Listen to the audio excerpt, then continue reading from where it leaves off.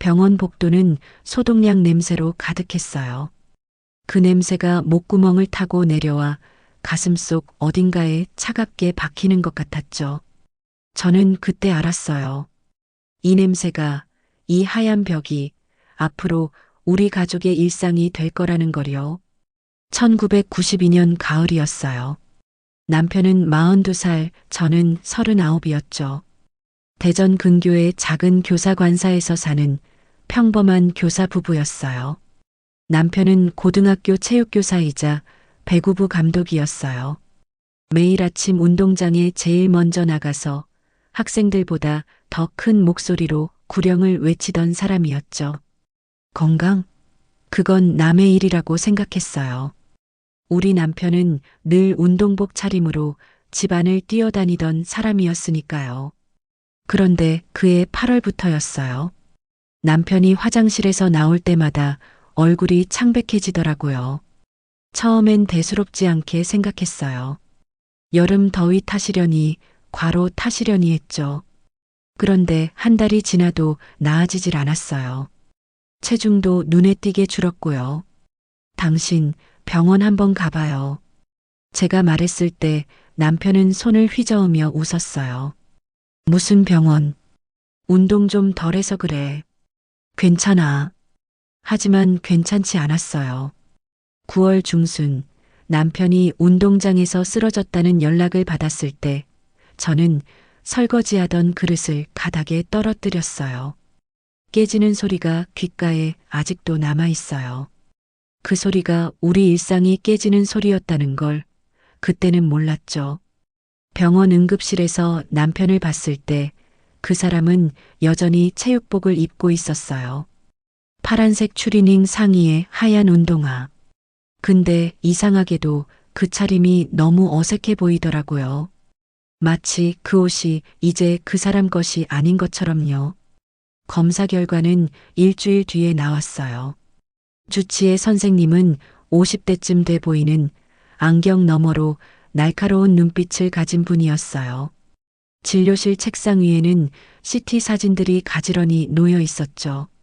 직장암입니다. 그것도 말기예요. 의사 선생님의 목소리는 무덤덤했어요. 마치 오늘 저녁 메뉴를 말하듯 담담했죠. 근데 그게 더 무서웠어요. 말기라는 게 어느 정도인가요? 제가 떨리는 목소리로 물었을 때 선생님은 잠시 침묵하더니 말했어요. 6개월입니다. 길어야 6개월이에요. 그 순간 진료실의 시계 초침 소리가 유난히 크게 들렸어요. 똑딱, 똑딱. 그 소리 하나하나가 남편에게 남은 시간을 세는 것 같았죠. 남편은 아무 말도 하지 않았어요. 그냥 창밖을 보고 있었죠. 창 너머로 학교 운동장이 보였어요. 학생들이 배구를 하고 있었고요. 남편의 눈에서 눈물이 한 줄 흘러내렸어요. 소리 없이 천천히요. 저는 그날 병원 복도에서 주저앉아 울었어요. 사람들이 지나가든 말든 그냥 울었어요. 내가 뭘 더 할 수 있을까? 내가 뭘 잘못한 걸까? 왜 하필 우리 남편이야? 머릿속이 온통 그런 생각들로 가득했죠. 중학교 1학년이던 딸아이가 학교에서 돌아왔을 때 저는 아직도 부엌 식탁에 앉아 멍하니 있었어요. 애가 가방을 내려놓으며 물었어요. 엄마, 왜 그래요? 아빠는요? 병원이야. 또요? 엄마 눈이 빨개요. 우셨어요? 저는 대답할 수가 없었어요. 어떻게 말해야 할까요? 내 아빠가 6개월밖에 못 산대 라고 어떻게 말할 수 있겠어요? 항암 치료는 그 다음 주부터 시작됐어요. 일주일에 2번 남편은 병원에 가서 몇 시간씩 링거를 맞았죠. 처음엔 그래도 혼자 걸어서 병원에 갔어요. 근데 한 달이 지나자 제가 부축해야 했고요. 2달째부터는 휠체어를 타야 했어요. 항암제가 들어간 날이면 남편은 집에 돌아와서 곧바로 화장실로 달려갔어요. 토하고 또 토하고요. 나중엔 토할 것도 없는데 계속 구역질만 했어요. 저는 남편의 등을 쓰다듬으며 함께 화장실 바닥에 앉아 있었죠. 미안해. 남편이 가느다란 목소리로 말했어요. 무슨 소리예요? 왜 미안해요?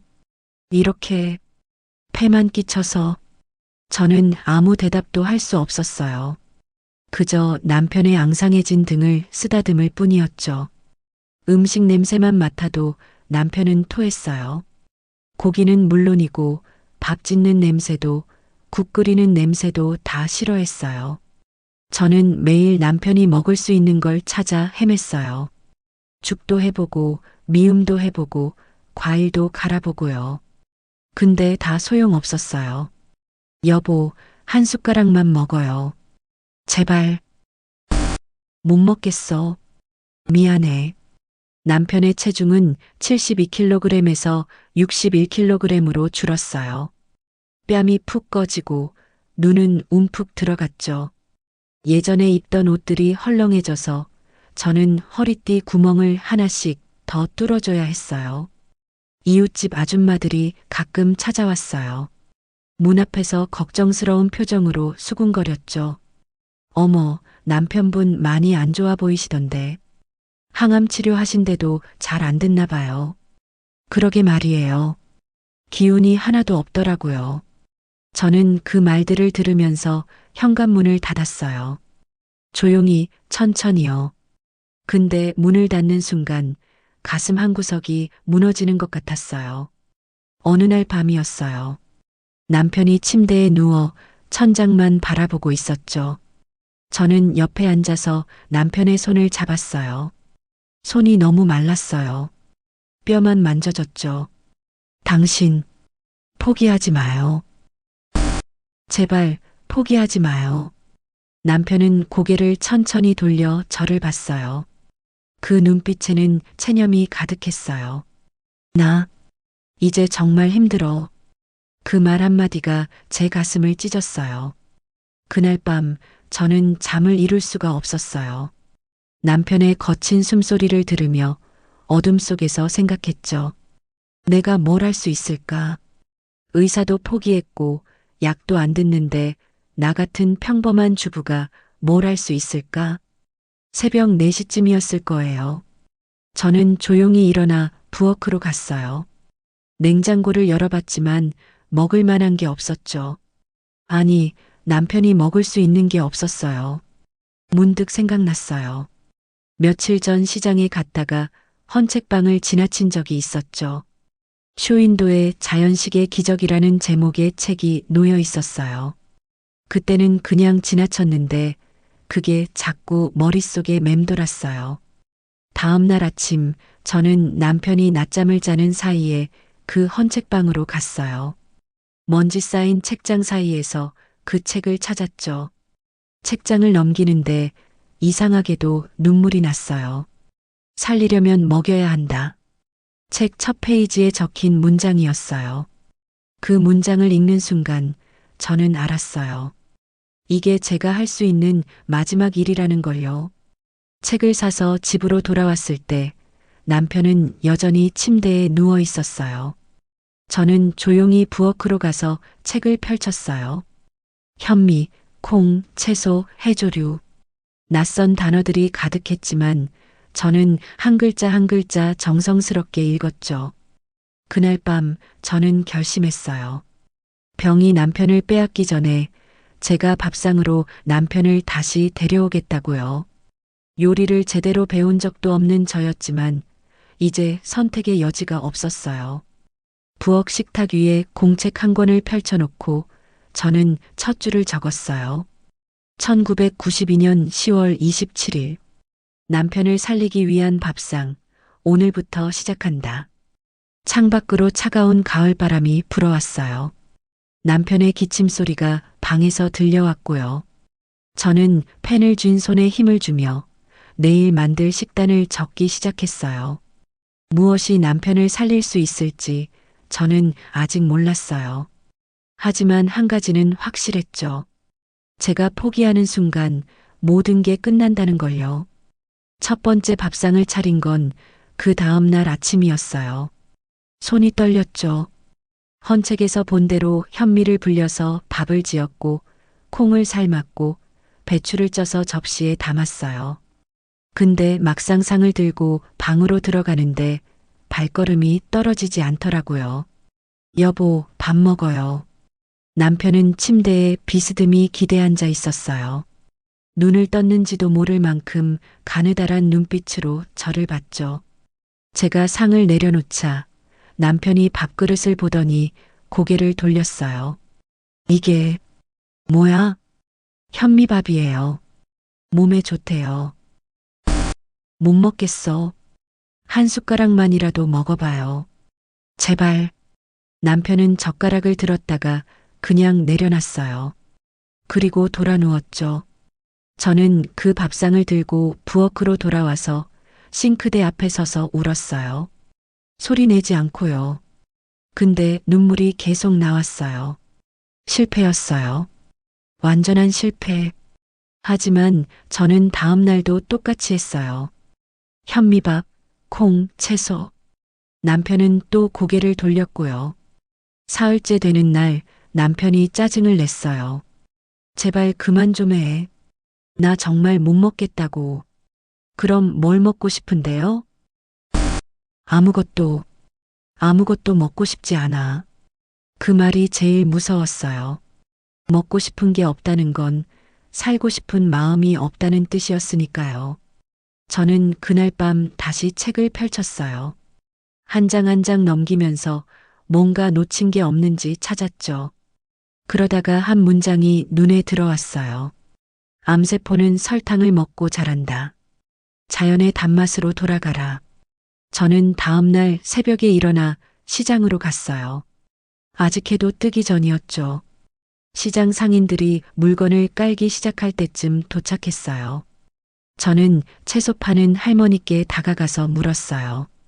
혹시 농약 안 친 채소 있으세요? 농약? 요즘 누가 농약 안 쳐? 다 쳐. 그럼 제일 덜 친 거라도요. 할머니는 저를 이상하다는 듯이 보더니 구석에 있던 배추 몇 포기를 내밀었어요. 이거 우리 집 텃밭에서 키운 거야. 농약 안 쳤어. 정말요? 그럼. 근데 왜 그래? 애 이유식해? 아니요. 남편이 아파서요. 할머니의 표정이 조금 부드러워졌어요. 그리고 조용히 말했죠. 그래. 힘내. 저는 그 배추를 사들고 집으로 돌아왔어요. 무거웠지만 마음은 조금 가벼웠죠. 그날부터 저는 매일 새벽 시장에 갔어요. 농약 안 친 채소를 찾고 유기농 콩을 구하고 직접 손으로 깨를 볶았어요. 부엌이 제 실험실이 됐죠. 처음엔 정말 아무것도 몰랐어요.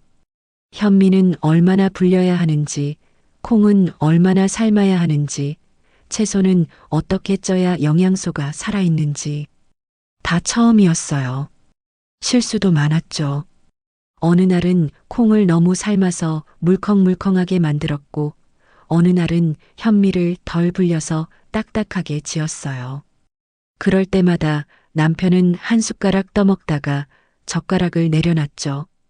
이걸 어떻게 먹어? 하지만 저는 포기하지 않았어요. 다음 날이면 또 새로운 방법을 시도했죠. 조금씩, 조금씩이요. 일주일째 되는 날이었어요. 남편이 처음으로 한 그릇을 다 비웠어요. 반 그릇도 아니고 한 그릇을요. 저는 빈 그릇을 들고 부엌으로 나와서 혼자 소리내어 울었어요. 다 먹었어. 다 먹었어. 딸아이가 학교 갔다 오다가 저를 봤어요. 엄마, 왜 울어요? 아빠가 밥을 다 먹었어. 그게 왜 울 일이에요? 애는 아직 몰랐어요. 밥 한 그릇이 얼마나 큰 의미인지, 그게 얼마나 큰 희망인지. 저는 공책에 매일 기록했어요. 날짜, 식단, 남편의 반응, 얼굴빛 변화까지요. 처음엔 그냥 메모 수준이었는데 점점 자세해졌어요. 11월 5일, 현미밥 180g, 삶은 콩 50g, 찐 배추 200g. 두 숟가락 먹고 그만둠. 얼굴 여전히 창백. 11월 6일. 현미밥 180g, 두부 100g, 미역국. 반 그릇 먹음. 설사 계속됨. 11월 7일. 현미밥 180g, 삶은 콩 50g, 구운 배추. 한 그릇 먹음. 설사 조금 줄어든 것 같음. 매일매일이 실험이었어요. 저는 요리사가 아니라 연구자가 되어가고 있었죠. 이웃집 아줌마들이 가끔 찾아왔어요. 대문 앞에서 수군거리는 소리가 들렸죠. 요즘 저 집에서 무슨 냄새가 나는 거야? 그러게. 고기 굽는 냄새도 안 나고 이상한 냄새만 나. 남편분 많이 안 좋으시다던데 뭘 먹이길래. 채소만 먹인대. 미쳤나 봐. 환자가 고기를 먹어야지. 저는 그 말을 듣고도 아무 말 하지 않았어요. 설명해봤자 이해 못할 거였으니까요. 그냥 문을 닫고 다시 부엌으로 갔죠. 2주가 지났을 때였어요. 남편의 설사가 멈췄어요. 항암 치료 시작한 이후로 계속되던 설사가 처음으로 멈춘 거예요. 여보, 오늘 화장실 안 갔어요? 응. 이상하네. 설사 안 해요? 안 해. 저는 그 순간 뭔가 되고 있다는 걸 느꼈어요. 작지만 분명한 변화가 시작되고 있다는 걸요. 그날 밤 저는 공책에 이렇게 적었어요. 11월 15일. 8일째 되는 날. 설사가 멈췄다. 살아나는구나. 마지막 문장을 쓰다가 눈물이 떨어져서 글씨가 번졌어요. 근데 그 번진 글씨가 더 아름다워 보였죠. 하지만 순탄한 건 아니었어요. 남편은 여전히 약했고 체중도 계속 줄었어요. 어떤 날은 밥상을 받아들고도 먹지 않았고 어떤 날은 한 숟가락 먹고 토했죠. 이게 무슨 소용이야. 남편이 어느 날 중얼거렸어요. 뭐가요? 이렇게 먹는 게 어차피 다 소용없는 거 아니야? 소용없지 않아요. 설사는 멈췄지만 나 계속 마르고 있어. 몸무게 재봤어? 59kg야. 59kg. 남편이 처음으로 숫자를 말했어요. 그 숫자가 얼마나 무서운지 저도 알았죠. 조금만 더 해봐요. 언제까지? 내가 언제까지 버틸 수 있을 것 같아? 저는 대답할 수 없었어요. 솔직히 저도 확신이 없었으니까요. 이게 정말 효과가 있는 건지 아니면 그냥 제 착각인 건지. 그날 밤 병원에서 전화가 왔어요. 다음 주 검사 일정을 확인하는 전화였죠. 저는 전화를 끊고 남편을 봤어요. 남편은 창밖을 보고 있었어요. 검사 받으러 가야 해요. 알아. 결과가 어떻게 나올까요? 모르지. 남편의 목소리에는 기대가 없었어요. 이미 포기한 사람의 목소리였죠. 다음 날 새벽 저는 시장에 갔어요. 평소보다 더 일찍 나갔죠. 채소를 고르는데 그 할머니가 말을 걸었어요. 요즘 매일 오네. 남편분 좀 나아졌어? 잘 모르겠어요. 그래도 계속해. 밥이 사람 살리는 거야. 정말 그럴까요? 그럼 내가 살아온 세월이 얼만데. 약도 중요하지만 결국은 밥이야. 할머니의 말이 위로가 됐어요. 저는 채소를 사들고 집으로 돌아왔죠. 3주째 되는 날 남편이 아침에 일어나더니 거울을 봤어요. 한참 동안 자기 얼굴을 들여다보더니 저를 불렀죠. 여보, 왜요?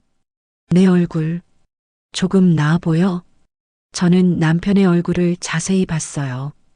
그리고 알았죠. 뺨에 살이 조금 올랐어요. 아주 조금이지만 분명히 달라져 있었어요. 그런 것 같아요. 진짜? 응, 진짜. 남편의 눈에 처음으로 빛이 돌았어요. 아주 작은 빛이었지만 분명히 있었어요. 저는 그날부터 더 열심히 했어요. 새벽마다 시장에 가서 제일 좋은 채소를 골랐고 콩을 손으로 직접 골라서 삶았고 깨를 볶아서 갈았어요. 손이 아팠지만 괜찮았어요. 딸아이가 어느 날 물었어요. 엄마, 항상 부엌에만 있네요. 응. 아빠 밥 만드는 거 시간이 오래 걸려. 학교에서 애들이 물어봤어요. 우리 아빠 괜찮으시냐고. 뭐라고 대답했어? 나아지고 계시다고 했어요. 그래, 잘했어. 딸아이는 고개를 끄덕이더니 방으로 들어갔어요. 근데 문을 닫기 전에 돌아보며 말했죠. 엄마, 저도 엄마처럼 강한 사람이 되고 싶어요. 그 말에 저는 또 울었어요. 한 달이 지났을 때 병원 검사를 받으러 갔어요. 주치의 선생님이 남편을 보더니 고개를 갸우뚱했어요. 안색이 조금 나아 보이시네요. 그래요? 체중은 어떻게 되세요? 남편이 대답했어요. 61kg요. 이전보다 늘었네요. 한 달 전엔 59kg였는데 의사 선생님이 놀란 표정으로 차트를 확인했어요. 저는 가슴이 두근거렸죠. 2kg. 고작 2kg지만 우리에겐 엄청난 숫자였어요. 뭘 드셨길래 체중이 늘었어요? 선생님이 물었을 때 남편이 저를 봤어요. 저는 대답했죠. 현미랑 채소요. 자연식이요. 자연식? 네. 제가 직접 만들어요. 선생님은 잠시 침묵하더니 고개를 끄덕였어요. 뭐든 도움이 된다면 계속하세요. 환자분이 먹을 수 있고 체중이 유지된다면 그게 최선입니다. 병원을 나올 때 남편이 제 손을 잡았어요. 말없이요. 근데 그 손에 힘이 있었어요. 한 달 전과는 다른 살아있는 사람의 손이었죠. 집으로 돌아오는 길 남편이 말했어요. 고마워. 뭐가요? 포기하지 않아줘서. 저는 대답 대신 남편의 손을 꽉 쥐었어요. 그날 밤 저는 공책에 적었어요. 12월 10일. 한 달째. 체중 2kg 증가. 얼굴에 생기가 돈다. 계속 가보자. 우리 할 수 있어. 창밖으로 첫눈이 내리기 시작했어요. 하얀 눈송이들이 조용히 쌓여가고 있었죠. 저는 그 눈을 보면서 생각했어요. 이제 시작이구나. 진짜 싸움은 이제부터구나. 새해가 밝았어요. 1993년이었죠. 남편이 시한부 선고를 받은 지 석 달이 지났어요. 의사가 말한 6개월 중 절반이 지나간 거였죠. 그런데 이상했어요. 남편은 죽어가는 게 아니라 살아나고 있었어요. 1월 중순, 남편이 혼자 침대에서 일어났어요. 제 부축 없이요. 그리고 거실까지 걸어왔죠. 여보, 마. 저는 부엌에서 콩을 삶다가 돌아봤어요. 남편이 거실 한가운데 서 있었어요. 혼자서요. 혼자 일어났어요? 응. 다리에 힘이 생긴 것 같아. 저는 국자를 놓고 남편에게 달려갔어요. 그리고 남편을 꼭 안았죠. 남편의 몸에서 처음으로 따뜻함이 느껴졌어요. 살아나고 있어요. 당신 살아나고 있어요. 그런가? 그럼요. 분명히 그래요. 남편은 아무 말 하지 않았지만 제 어깨에 얼굴을 묻었어요. 그리고 조용히 울었죠. 저는 그날부터 더 정교하게 식단을 짰어요. 아침엔 현미죽에 검은 깨를 갈아 넣고 점심엔 현미밥에 삶은 콩과 채소를 곁들이고 저녁엔 두부와 미역국을 올렸죠. 매 끼마다 기록했어요. 1월 18일 아침 현미죽 200g, 검은 깨 10g, 점심 현미밥 180g, 삶은 콩 60g, 찐 배추 150g, 저녁 현미밥 180g, 두부 100g, 미역국. 세 끼 모두 완식. 걷기 10분 가능. 공책이 점점 두꺼워졌어요. 한 페이지, 두 페이지, 날마다 채워졌죠. 저는 그 공책을 보면서 희망을 확인했어요. 2월 초 남편이 마당에 나갔어요. 그리고 천천히 걷기 시작했죠. 처음엔 대문까지만 갔다 왔어요. 다음 날엔 대문 밖까지요. 그 다음 날엔 담벼락까지요. 조금씩 늘려봐요. 천천히요. 응, 무리하지 않을게. 절대 혼자 나가면 안 돼요. 제가 같이 갈게요. 저는 남편과 함께 매일 마당을 걸었어요. 처음엔 10분, 그 다음엔 15분, 20분으로 늘려갔죠. 남편의 걸음이 점점 빨라졌어요. 딸아이가 학교에서 돌아와 창문 너머로 우리를 봤어요. 엄마, 아빠 걷고 있어요. 응, 많이 좋아지셨어. 진짜예요? 진짜 나은 거예요? 응, 나아가고 있어. 딸아이가 마당으로 뛰어나왔어요. 그리고 남편을 꼭 안았죠. 아빠, 우리 딸. 학교에서 기도했어요. 매일이요. 아빠 낫게 해달라고요. 남편이 딸아이의 머리를 쓰다듬었어요. 그 손이 떨리고 있었죠. 2월 말 병원 정기 검사 날이었어요. 저는 긴장했어요. 3개월 만에 검사였죠. 결과가 어떻게 나올지 몰랐어요. 체열을 하고 엑스레이를 찍고 CT를 찍었어요. 남편은 침착했지만 저는 떨렸죠. 대기실에 앉아서 손을 계속 비볐어요. 괜찮을 거예요. 남편이 제 손을 잡으며 말했어요. 당신이 저한테 위로하는 거예요? 응. 이제 내가 할 차례잖아. 저는 웃었어요. 눈물이 날 것 같았지만 참았죠. 진료실에 들어갔을 때 주치의 선생님은 모니터를 보고 있었어요. 표정이 심각해 보였죠. 저는 가슴이 철렁했어요. 선생님, 선생님이 천천히 고개를 들더니 우리를 봤어요. 그리고 말했죠. 체중이 11kg 늘었네요. 네. 처음 오셨을 때 59kg이었는데 지금 70kg이에요. 저는 귀를 의심했어요. 11kg이요? 그게 정말이에요? 네. 그리고 선생님이 CT 사진을 가리켰어요. 종양 크기가 줄었어요. 많이는 아니지만 분명히 작아졌습니다. 순간 숨이 멎는 것 같았어요. 줄었다고요? 네. 이건 정말 놀라운 일입니다. 그럼 완치가 되는 건가요? 완치까지는 아직 멀었습니다. 하지만 진행이 멈췄어요. 아니, 역행하고 있어요. 도대체 뭘 드신 겁니까? 남편이 대답했어요. 아내가 만든 밥입니다. 밥이요? 네. 현미, 콩, 채소요. 매일이요. 선생님은 잠시 침묵했어요. 그리고 천천히 고개를 끄덕였죠. 계속하세요. 뭐가 됐든 효과가 있습니다. 이건 의학적으로 설명하기 어렵지만 분명한 건 환자분이 살아나고 계시다는 겁니다. 병원을 나올 때 저는 남편의 팔을 붙잡고 걸었어요. 다리에 힘이 없었죠. 기쁨 때문인지 안도 때문인지 알 수 없었어요. 우리 해냈어요. 아직 아니야. 아니에요. 해낸 거예요. 종양이 줄었잖아요. 응, 그러네. 주차장에 도착해서 우리는 차에 타지 않고 한참을 서 있었어요. 그냥요. 아무 말 없이요. 그날 저녁 이웃집 아줌마 한 분이 찾아왔어요. 대문을 두드리는 소리가 들렸죠. 누구세요? 저예요. 옆집. 문을 열자 아줌마가 어색하게 웃으며 서 있었어요. 저 궁금한 게 있어서요. 뭔데요?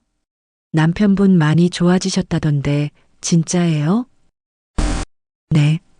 어떻게 하신 거예요? 저는 잠시 망설였어요. 그리고 대답했죠. 자연식이요. 현미랑 채소요. 에이, 설마 그것만으로요? 그것만으로요. 아줌마는 믿기지 않는다는 표정이었어요. 그럼 약은요? 항암제는요? 항암제는 계속 맞고 있어요. 근데 밥이 더 중요한 것 같아요. 밥이요? 네. 사람이 살려면 먹어야 하잖아요. 근데 뭘 먹느냐가 중요한 거예요. 아줌마는 고개를 갸우뚱했어요. 그리고 돌아가면서 중얼거렸죠. 그래도 밥으로 암을 이기다니. 믿기지 않네. 저는 아무 말 하지 않았어요. 믿든 말든 이제 상관없었으니까요. 3월 중순 남편이 운동화를 꺼냈어요. 오래된 운동화였죠. 체육교사 시절 신던 거였어요. 이거 신고 좀 걸어볼까? 진짜요? 응. 시도는 해봐야지. 남편이 운동화를 신었어요. 신발끈을 묶는 손이 떨렸지만 끝까지 혼자 했죠. 그리고 일어섰어요. 가보자. 우리는 집 앞 작은 공원으로 갔어요. 남편은 천천히 걷기 시작했어요. 한 걸음, 두 걸음요. 괜찮아요? 응, 괜찮아. 무리하지 마요. 알아. 근데 걷고 싶어. 남편의 걸음이 점점 빨라졌어요. 그리고 어느 순간 남편이 웃었어요. 진짜 웃음이었죠. 나 살아있네. 그럼요. 진짜 살아있어. 저도 웃었어요. 그리고 울었어요. 웃으면서 울었죠. 마을 사람들이 하나둘 모여들기 시작했어요. 소문이 퍼진 거였죠. 죽어가던 체육교사가 밥으로 살아났다는 소문이요. 한 아줌마가 찾아와서 물었어요. 정말 현미만 먹고 나은 거예요? 현미만은 아니에요. 콩도 먹고 채소도 먹고요. 고기는요? 안 먹어요. 고기를 안 먹으면 기운이 어디서 나요? 콩에도 단백질 있어요. 그걸로 충분해요. 에이, 그래도 사람들은 반신반의했어요. 밥으로 암을 이겼다는 게 믿기지 않는 거였죠. 근데 다른 아줌마 한 분이 말했어요. 나도 해볼래요. 우리 남편도 건강이 안 좋거든요. 그래요? 그럼 제가 알려드릴게요. 저는 그날부터 이웃들에게 요리법을 가르쳐 주기 시작했어요. 현미 불리는 법, 콩 삶는 법, 채소 찌는 법이요. 처음엔 한두 명이었는데 점점 늘어났어요. 일주일에 한 번씩 우리 집 마당에 모였죠. 저는 직접 시범을 보였어요. 현미는 최소 6시간 불려야 해요. 그래야 소화가 잘 돼요. 콩은 물이 팔팔 끓을 때 넣고 약불로 1시간 삶아요. 채소는 찌는 게 제일 좋아요. 영양소가 살아있거든요. 사람들은 열심히 적었어요. 메모하고 질문하고 다시 물었죠. 이거 정말 효과 있어요? 제 남편이 증거예요. 그 말에 사람들은 고개를 끄덕였어요. 4월 초였어요. 남편이 학교에 전화했어요. 교장 선생님께요. 교장 선생님, 저예요. 오, 자네. 어떻게 지내나? 많이 좋아졌습니다. 정말인가? 소문은 들었네만. 복직하고 싶습니다. 그 말에 저는 깜짝 놀랐어요. 복직이요? 여보, 아직 무리예요. 남편이 전화를 내려놓고 저를 봤어요. 아니야. 이제 괜찮아. 근데 아직 나 다시 아이들 가르치고 싶어. 배구 감독도 다시 하고 싶고 남편의 눈에 생기가 돌았어요. 6개월 전에는 볼 수 없었던 빛이었죠. 선생님께서 뭐래요? 다음 달부터 나오래. 천천히 적응하면서요. 저는 남편을 안았어요. 그리고 울었죠. 잘 됐어요. 정말 잘 됐어요. 다 당신 덕분이야. 아니에요. 당신이 포기하지 않은 덕분이에요. 5월 첫째 주 남편은 정말로 학교에 갔어요. 체육복을 입고 운동화를 신고요. 저는 대문 앞에서 남편을 배웅했죠. 조심히 다녀와요. 응. 점심 도시락 싸줘서 고마워. 현미밥이랑 반찬 넣었어요. 꼭 다 먹어요. 알았어. 남편이 자전거를 타고 떠났어요. 뒷모습을 보는데 눈물이 났어요. 살아서 다시 학교에 가는 남편의 뒷모습이었죠. 그날 오후 남편에게서 전화가 왔어요. 여보, 어떻게 됐어요? 애들이 나보고 울더라. 그래요? 선생님 돌아오신 거 맞냐고, 꿈 아니냐고 물어.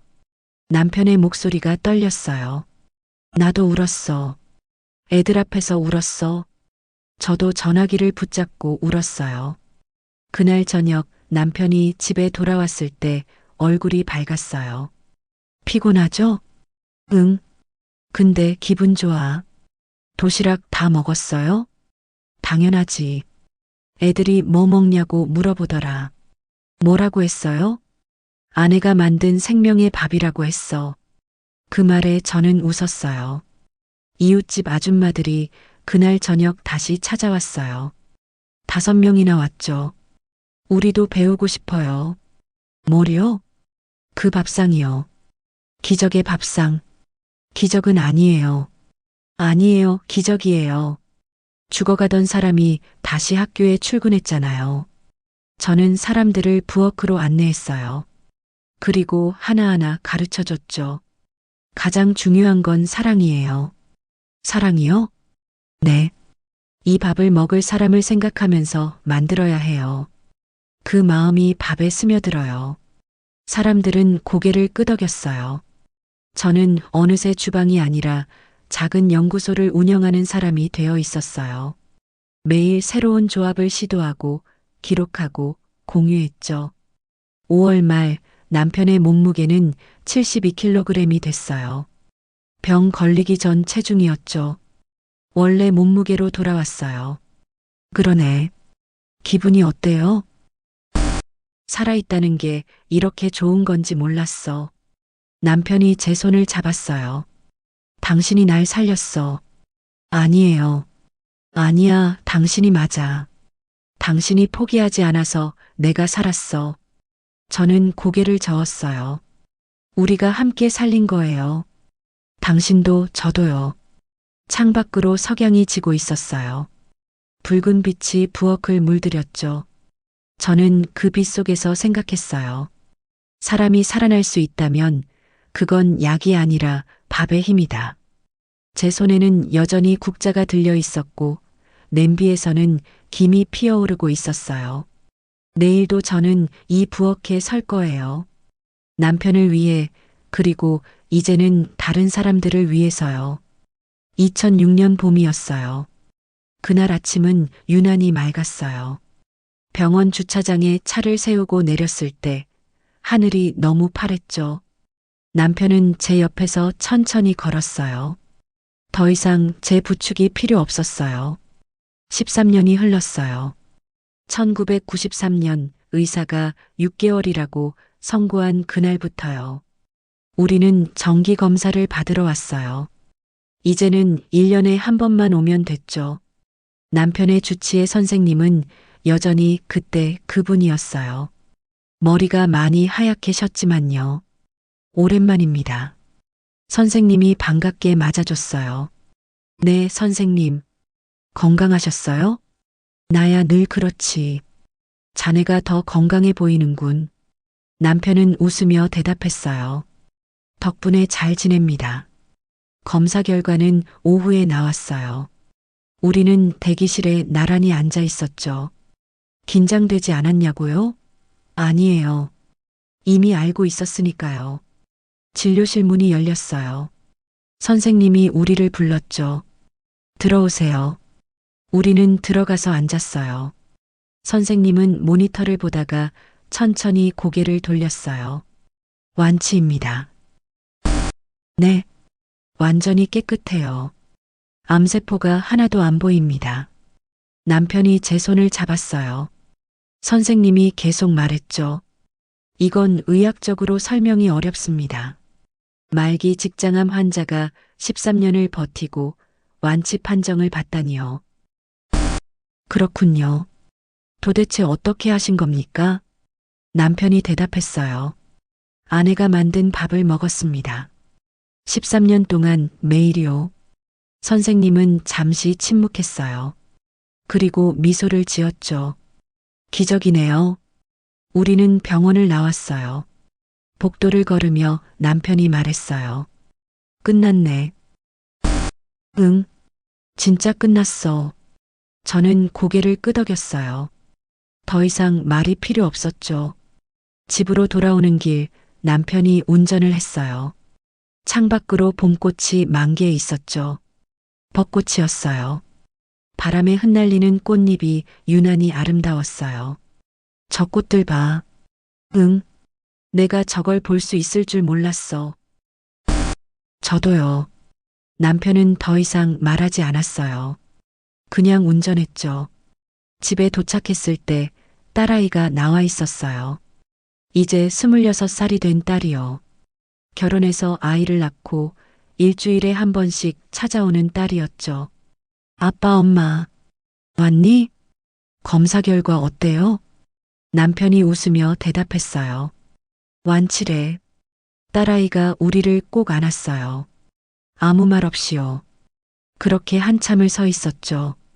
저녁을 준비했어요. 13년 동안 매일 해온 그 밥상이었죠. 현미밥, 미역국, 구운 두부, 배추쌈. 간단하지만 생명을 살린 밥상이었어요. 식탁에 앉았어요. 남편, 저, 딸, 그리고 손주까지요. 4명이 둘러앉은 식탁이었죠. 할아버지, 이거 드세요. 5살 된 손주가 배추쌈을 남편에게 건넸어요. 남편은 받아서 한 입 베어 물었죠. 고맙다, 우리 손주. 할아버지, 맛있어요? 응, 아주 맛있어. 손주가 웃었어요. 순수한 웃음이었죠. 저는 그 모습을 보면서 생각했어요. 만약 제가 포기했다면 이 순간은 없었을 거라고요. 손주는 할아버지를 만나지 못했을 거고, 딸아이는 아버지 없이 결혼했을 거고, 저는 혼자 늙어갔겠죠. 밥을 먹으며 남편이 말했어요. 이 밥이 나를 살렸네. 저는 대답했죠. 아니에요. 당신이 나를 살렸어요. 무슨 소리야? 당신이 포기하지 않았잖아요. 밥을 먹으려고 노력했잖아요. 남편은 웃었어요. 우리가 함께 살린 거지. 딸아이가 끼어들었어요. 엄마 덕분이에요. 엄마가 매일 새벽부터 밥을 했잖아요. 너도 도와줬잖니. 그때 어렸는데 뭘 도와줬다고요? 많이 도와줬어. 내가 곁에 있어줬잖아. 식탁이 조용해졌어요. 다들 묵묵히 밥을 먹었죠. 씹는 소리만 들렸어요. 그 소리가 평화로웠어요. 식사를 마치고 설거지를 했어요. 딸아이가 도와줬죠. 엄마. 응? 저도 이제 엄마처럼 해볼래요. 뭘? 이 밥상이요. 우리 남편이랑 애한테도 이렇게 해주고 싶어요. 저는 수세미를 들고 딸을 봤어요. 좋지. 가르쳐 줄게. 진짜요? 응. 어렵지 않아. 마음만 있으면 돼. 딸아이가 웃었어요. 밤이 됐어요. 남편은 거실 소파에 앉아 TV를 보고 있었고, 저는 부엌에서 내일 식단을 준비했어요. 13년 동안 해온 습관이었죠. 공책을 펼쳤어요. 먼지 쌓인 낡은 공책이었어요. 첫 페이지를 봤죠.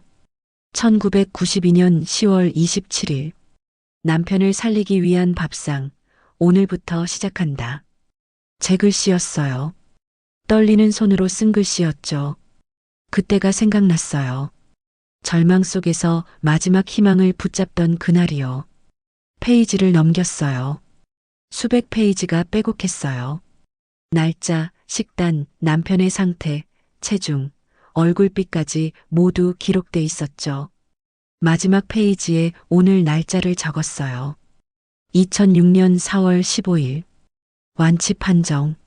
13년의 기록 끝. 펜을 내려놓았어요. 그리고 공책을 닫았죠. 남편이 부엌으로 왔어요. 뭐해? 내일 식단 짜는 중이야. 아직도 그래? 응. 습관이 됐어. 남편이 제 어깨에 손을 올렸어요. 고생 많았어. 당신도. 나는 먹기만 했잖아. 그게 제일 어려운 거야. 우리는 웃었어요. 창밖을 봤어요. 달이 떠 있었죠. 밝은 달이었어요. 그 달빛이 부엌을 비추고 있었어요. 내일 뭐 해줄까? 뭐든 좋아. 당신이 만든 거면. 된장찌개 어때? 좋지. 남편이 거실로 돌아갔어요. 저는 냉장고를 열어 재료를 확인했죠. 두부, 배추, 무, 파요. 다 있었어요. 내일 아침 저는 다시 이 부엌에 설 거예요. 현미를 씻고 물을 붓고 불을 켤 거예요. 13년 전과 똑같이요. 하지만 이제는 달라요. 더 이상 절박하지 않아요. 더 이상 두렵지 않아요. 이제는 그냥 일상이에요. 사랑하는 사람을 위한 평범한 일상이요. 식탁을 닦았어요. 깨끗하게요. 내일 아침 이 식탁 위에 다시 밥상이 올라갈 거예요. 갓 지은 현미밥, 따뜻한 된장찌개, 구운 김, 배추쌈이요. 그리고 우리는 또 둘러앉을 거예요. 밥을 먹으며 이야기하고 웃고 살아갈 거예요. 마당에 나갔어요. 밤 공기가 시원했죠. 별이 보였어요. 많은 별들이요. 13년 전 이 마당에서 울었던 기억이 났어요. 남편을 살릴 방법을 찾지 못해 절망했던 그날이요. 근데 이제는 웃을 수 있어요. 우리가 해냈으니까요. 남편이 현관문을 열고 나왔어요. 뭐해? 별 보는 중. 추운데 들어와. 조금만 더 있을게. 남편이 제 옆에 섰어요.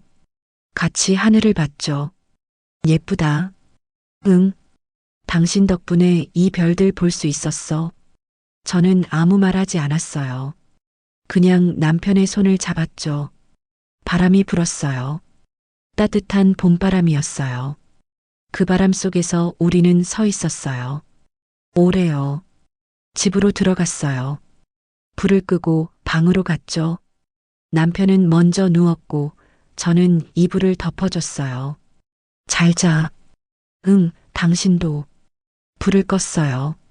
어둠 속에서 남편의 숨소리가 들렸어요. 고른 숨소리였죠. 살아있는 사람의 숨소리였어요. 저도 누웠어요. 눈을 감았죠. 내일도 해는 뜰 거예요. 그리고 저는 일어나 부엌에 설 거예요. 밥을 짓고 국을 끓이고 반찬을 준비할 거예요. 13년 동안 그래왔듯이요. 아니, 이제는 평생이요.